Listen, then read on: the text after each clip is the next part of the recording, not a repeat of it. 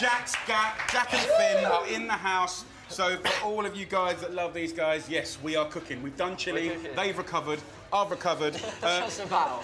Okay, so... Not at all. Welcome, tell me what we're cooking. Welcome to Uncle Jamie's cooking school, okay?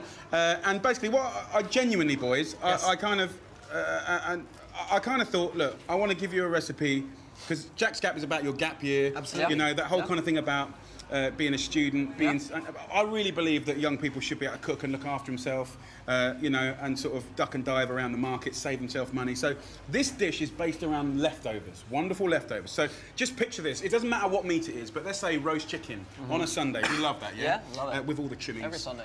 You have a roast dinner every Sunday? Yeah, actually lunch. Yeah. Roast lunch, absolutely. And on Monday, you've got this kind of carcass. Yes. Sitting like that. there in the fridge.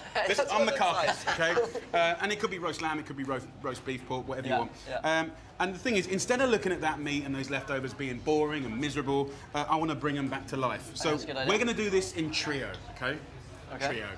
So guys, you've got a replica of what I have in front of me. Yes. So we've got here a nice wodge of just shredded leftover roast chicken. White meat, brown meat, it doesn't matter. You could even put some skin in there if you had it. So we've got that. Okay. Then we're going to pimp that up with some barbecue sauce. Now, absolutely, unless you want to make your own, and if you want the recipe, just go to jamieoliver.com, we can sort you right out. We're going to go in with smoky sauce. A hot smoky sauce, a barbecue sauce. I want to just put that in and around the chicken. Just enough to coat it. When you say hot, is there chilli in this? There's a little bit of chilli. Oh my God! There's some Give me some more chilli, Finn! There is some more. So that. The barbecue sauce is a cheat, but again, what I love about it is it's something that people have in their cupboards. Now, it's wonderful, but let's bring it to life. So get yourself a little microplane.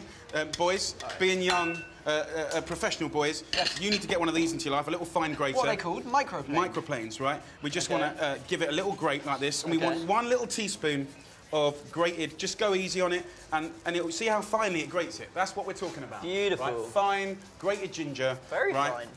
And we're going to put that into our leftover chicken. So we've got ginger, we've got barbecue sauce, we've got the lovely flavour of roasted meats, no matter what it is. Then, once our boys have got up to speed, we're going to grab some coriander. A nice little handful like this. Not as quick as you, Jamie. I'm waiting for your brother, and you're doing just maniac. Girls, I think they're doing. If you want to mention or ask Jack or Finn any questions, hashtag FoodTube. Ask them anything about cooking you like, or anything you want, really. Okay, here we go. So just roll up this coriander. Yes.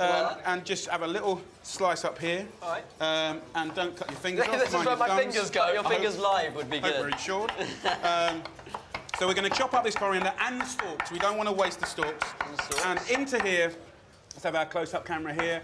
We're just going to have that beautiful coriander going in with the ginger and barbecue sauce. And then we're going to get a couple of forks, and we're going to have a nice little toss-up, OK? So a nice little toss-up here. Right. So nice and light. There you go, bit of coriander. Delicious flavours. Now, guys, this is really good in a wrap.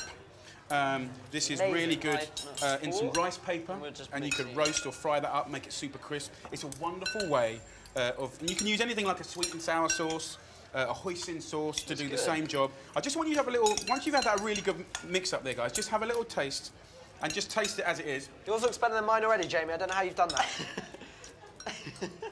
No, it's I want to balance that with a little bit of lime juice. Lime juice. There you go, a little bit of lime juice. Lime juice? You like that? So, once we've done that flavouring, we're going to go on to the dumplings, OK? I've got a really simple method for some beautiful coconut dumplings. Come in here, bro. Right, so, and this is over to you, boys, you've got the same as me. Okay. Yes. Okay. In front of you, you need 500 grams of self-raising flour, OK? We're going to put that into our food processor. So, boys, follow into your one over there, brother. OK, got it. Over there. 500 grams, that's all of that, guys, okay. into the food processor. We're going to follow that by a very generous pinch of salt, just to season up that bad boy. Generous pinch of salt. And here we go. Boys, can you say cheeky chili? Cheeky chili? Cheeky chili. Cheeky chili, mate. All the viewers, more chili, is there? all the viewers watching are saying they want to say cheeky chili. Cheeky chili. I reckon we should put that on a T-shirt, Jamie. What do you think? I think that would be good. Okay. Or that's just, our collaboration. Or just simply Ring of Fire. Oh, come on. So 400 millilitres of coconut milk, or you could use regular milk, but it's going to give it a fantastic flavour. And then we go back on with the lid, guys, once you've done that, and we just let the machine do its job. What number? 2? Anything you like. It's not going on, Jamie. I've done it wrong already. There we go. Yeah, you've done this before. Oh. Faulty machine. Oh, wait, maybe it's me. Jamie got his going straight away. Me and Finn have both failed at turning on the food processor. Yes. We're doing well. We have it. OK, do you want to take some questions, Matt? Yeah. Let's go. OK. Very, very nice. So look, the great thing about this recipe, guys, 500 grams of self-raising flour. I want you to use 400 mils of the coconut milk. And then what we're going to do is just use a little bit of flour from the bowls here to loosen up our dough. Oh, it's right? so soft. And really soft. Baby's bottom. Just like a baby's bottom. We're going to use a little bit of flour. OK. And just put some flour on here like that, and we're going to just take little balls. Are we taking out the blade? Yeah, taking out the blade. Yeah, take out the blade and be careful with that blade. And we're going to have this little ball here. Now, you can roll it out into a sausage if I had a little bit more space. Divide it up into like 15 little balls. And then we want this, just come and have a look. Hold on. Just want a little pile like that. Flatten it out. And then from here, we're just going to palm of the hand. Adding a bit of flour. Like that. How much flour? Plenty of flour, just so you can grab it. Yep. There you go. And just pull out a nice little ball. Yep. Right? And just like a little mini pizza, just move it around. Yep. And then take some of that beautiful... There you go. Come and have a look at this. The beautiful dressed leftover it's meat. looking so much better than mine already. Okay? And then we're going to pull it up like this. Oh, yes. Like this. Like this. Like this. Oh, so quick. This is the man who knows what he's doing. Yeah. Right? And then we've got a beautiful little dumpling. Now, from this point here, guys, we're going to go in to some cupcake moulds here, right? Hold on, and we just simply, everyone's got cupcake moulds, yeah? Surely. So we're going to go in, and we want a double cupcake wrapper, and we're going to fill these out. So let's just see what the boys are doing. Is this looking good? Is this a good start? That is looking very good. You're quite generous on the dough. Okay. So let's put a bit more filling in there. You'll get that. This will be. All right. These guys. This one might take a little bit longer to cook.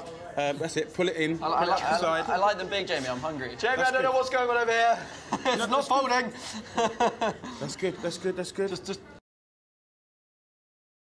It's sticking to my fingers. Do I need more flour? And then just turn it upside down It's in all here. about a nice, big, chunky dumpling, I think. You're being nice to me, Jamie. This is awful. No, but here's the thing. This is actually quite a forgiving recipe, because if you break it or bust it, or if there's any little holes, you can just pinch the little dough like that, and if there's any little holes, just correct it. Brilliant. And honestly, truly, it might be a little bit more rustic, because when they cook, they'll fluff up and they'll kind of go round anyway, so they are quite forgiving. Okay, so we got a question here for Jack and Finn.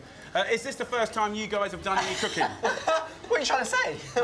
Pretty much. That's from Dan Satter. Dan, we're not professionals. We got a nice little question here. Well, I don't know if it's nice. From Zane Rishi. Jamie, why don't you taste the stalks? My nana used to tell me that they were dry and unedible. I'm really sorry, because I do love a nana, but there's nothing wrong with the stalks. Coriander stalks are full of flavour, and the roots, and the leaves, and the seeds. You can eat the whole lot, and they're beautiful. So I'm sorry, but your nana, she's wrong. How do you she's stop wrong. this getting sucked your hand? OK, we have a little bit of a calamity happening over here. Actually, what's nice about it, this looks like a Spider-Man dumpling. OK. It's getting there. Okay, Brilliant. Good effort. No, I'm going to fix this for you. All right, go on, work your magic. OK.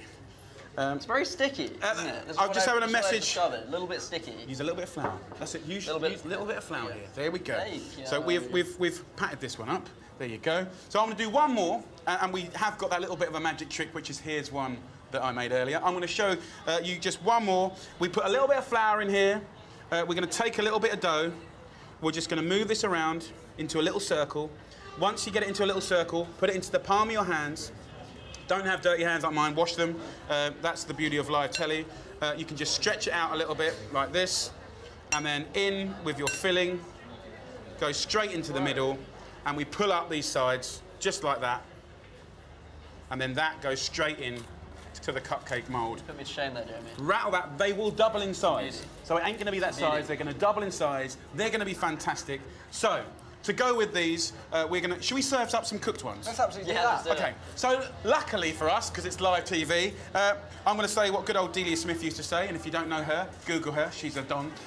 Here's some I made earlier. So over here, guys, we have got... Jack, do you mind just taking the lid off of that bad boy? Absolutely. There it goes. Oh, look at that. Oh, beauty. So look at those. Beautiful. Guys, you like a little bit of this? Anyone hungry out there? Anyone hungry? I think so. We have a few guests here. These definitely weren't made by Finn, that's for sure. Not at all. Mate, that's... Do you think Finn is the better twin? Finn is absolutely not the better twin. He can't make a bloody dumpling. OK, well, let's plate one of these up. What we're going to do is, when it comes to plating this stuff up, what I would like to do, if I can just get rid of this stuff, is just get yourself a board or a platter. I have made a mess, but that is what happens on FoodTube Live. We are going to use our cooked little dumplings here. Fantastic. Beautiful. I'm going to go, just get yourself a nice little plate like this, boys. This is, if you can hold that, Jack, yes, for me. Absolutely. If you get like a hoisin sauce or a barbecue sauce or even a chili sauce, fantastic in here. Again, we want to spike that with some, you know, liveness. So I'm going to hit that with some more lemon juice. I've shredded up, because obviously we're liking a little bit of chili today.